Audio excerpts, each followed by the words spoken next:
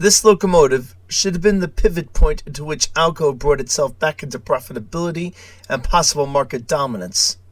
This locomotive should have revolutionized Alco and brought it back to a period in time where it was making standards, not just following them. This locomotive should have revolutionized the locomotive building industry, which at that time was caught up in a horsepower war, emphasizing horsepower at all costs, including the loss of efficiency. Unfortunately, this particular locomotive accomplished none of these things, even though it had great potential, due to marketing conditions, as well as strong competition from one of its competitors, one specifically. This locomotive is the Alco C420. The Alco C420's direct descendant was the Alco RS32. Introduced in 1961 as a direct competitor to the turbocharged 16-cylinder 2,000 horsepower EMD GP20, it produced its 2,000 horsepower with just 12 cylinders and turbocharging thanks to 4-cycle combustion, giving it roughly a 30% fuel efficiency advantage over the 16-cylinder turbocharged monster that was the GP20. Despite this, the locomotive was yet another flop for Alco, selling a mere 35 units, with nothing much to show for itself. Only 2 loyal Alco buyers bought this particular locomotive, the New York Central, which took the lion's share with 25 units, while the Southern Pacific took the remaining 10 units. It's not clear as to exactly why this locomotive was such a flop for Alco, as it had so many things, including efficiency, going for it. Most likely this had to do with the company's infamous 244 prime mover and its rather infamous reputation, which had powered previous locomotives such as the then almost 10-year-old RS-3, and of course the famous Alco PA. The 244 suffered from massive technical problems throughout its life, mainly due to the fact that its development had been rushed after World War II so that Alco would have a new prime mover to introduce in its new models.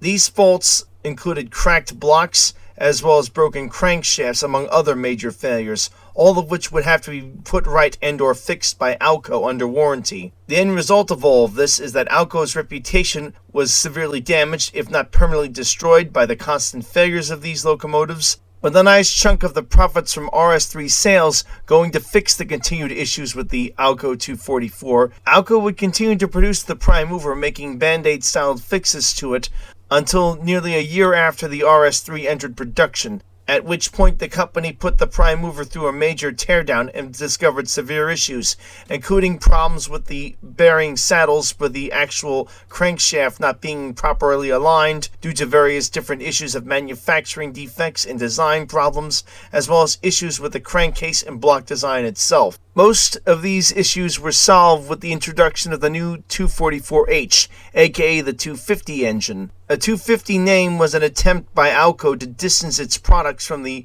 troublesome and unreliable 244 prime mover that unfortunately was placed under the hood of several of its locomotives up until that point. Unfortunately, this prime mover did not go into production until 1955, 5 years into the 6-year production run of the Alco RS3. The end result, most of the RS3s had the earlier and less reliable prime movers, and while they would be rebuilt and or replaced by Alco free of charge, they still went down and caused railroads major headaches in terms of at least temporarily replacing these locomotives, as they were not available to perform their assignments until these locomotives had their prime movers either repaired, rebuilt, or replaced by Alco. Worse still, the 244s tend to fail in large batches, meaning that companies could have a good portion of their roster made simply unoperative by the fact that these prime movers were installed in the engines and had suffered these failures, basically crippling the companies outright. Something these railway companies would no doubt remember if they were thinking of turning to Alco for more locomotives in the future. While admittedly, it's easy to point fingers at railroads at this point who tended to maintain the locomotives to the letter, not the spirit, of the specifications in which Alco had set upon, the fact of the matter was this prime mover was still not exactly what we call a perfect product out of the gate, to put it mildly. One also has to remember that Alco and other diesel locomotive producers at the time continued to promote their locomotives as only requiring minimal maintenance to keep going. A company could almost look at this as encouragement that they could maintain these locomotives to the letter, not the spirit, which most definitely had an effect on the number of failures with the 244. While Alco did recover its reputation somewhat with the Alco RS11, introduced in 1956, and utilizing the company's much improved and well-tested 251 prime mover, which, in addition to reliability enhancements, also produced 1800 horsepower, up 200 horsepower from the 1600 the RS3 produced. Its sales of 431 units was only roughly a quarter of what Alco's RS3 had sold, which was 1,418 units.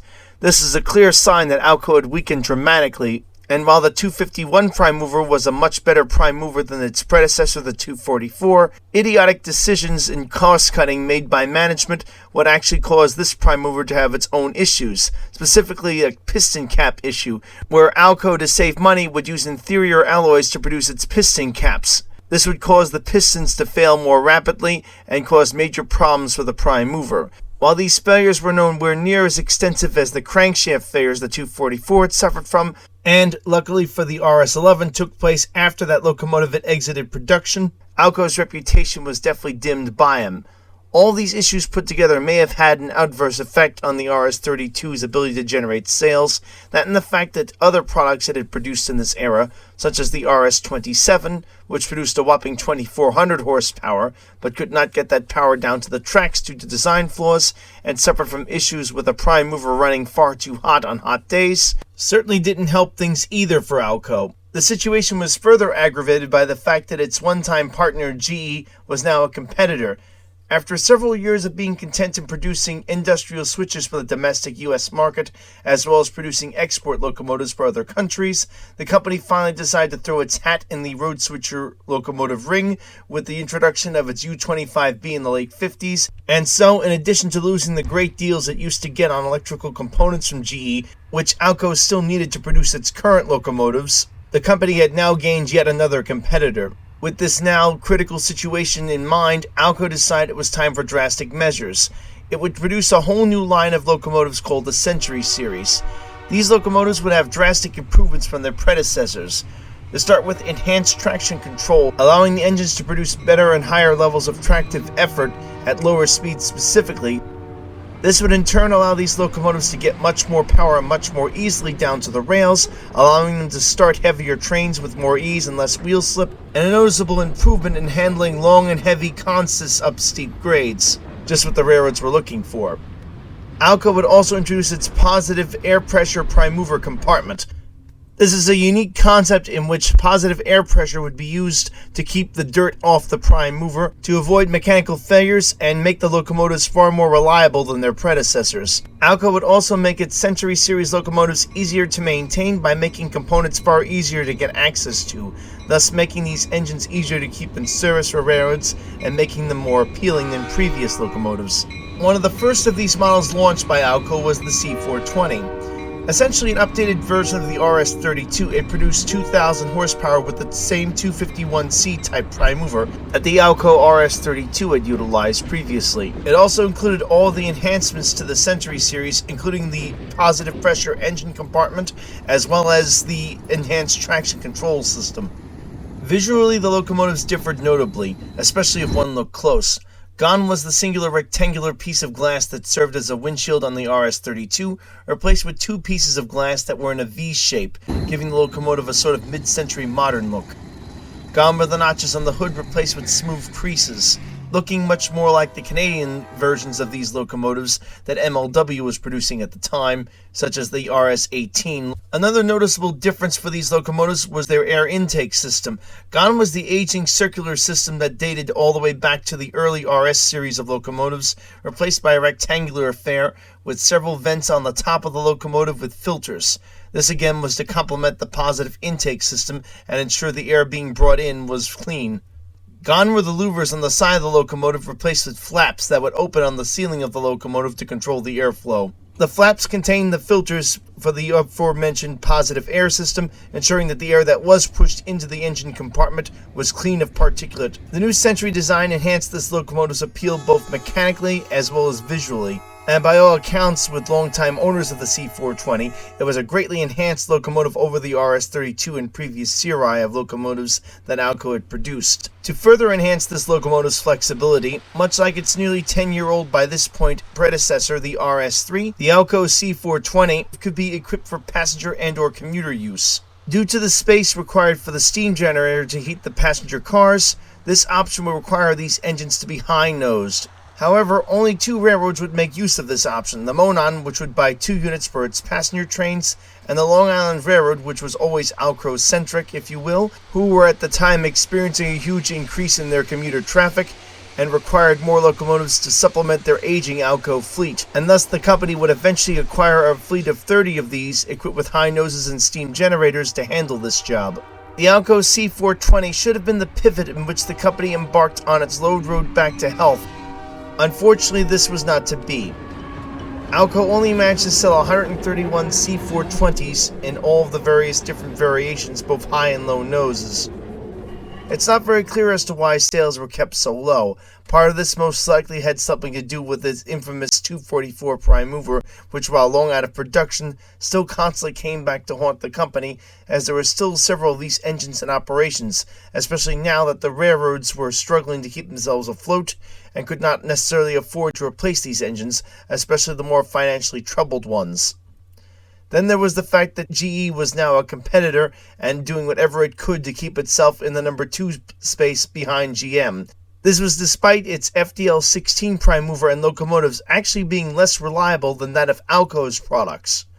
The reason why it was able to pull this off is because the company, unlike Alco, had deep pockets and could simply afford to quite literally buy its way out of trouble, offering excellent trade-in deals and excellent warranty support to its customers, keeping them as happy as possible, something again Alco could never accomplish with its finances.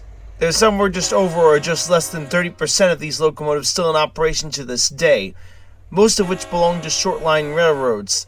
The largest concentration of these C420s was once owned by the Arkansas and Missouri Railroad, which once utilized a large fleet of these locomotives to haul its trains through the mountains of the Ozarks. Unfortunately, in more recent times, the company's actually acquired 3 SD-70 Aces, former Union Pacific engines, to handle its trains, which continue to get heavier over its steep main line. The Alcos have largely been retired or phased into secondary operations. The Alco C420 should have been an engine that started a whole new direction for the company. Unfortunately, due to highly competitive products being produced by both GE and GM, as well as those two companies having a good reputation for reliability, something Alco didn't have, and the fact that the market was currently trending toward higher horsepower engines that were extremely reliable at the expense of fuel economy, the locomotive didn't have a shot. Ironically enough, in the early 70s, less than 5 years after Alco went out of business, there was a massive fuel crisis that hit the United States, driving down the demand for longer trains and the higher horsepower engines that were used to pull them, and driving demand for fuel-efficient engines like the C420 up. If only Alco could have survived till then, this locomotive would have made a huge impact on the diesel locomotive market, and the company, for all we know, might still be in business now. Unfortunately, such was not to be. And that's going to do it for this video. If you liked it, give it a thumbs up. If not, thumbs down. Thank you very much for watching, and as always, keep the metal side down.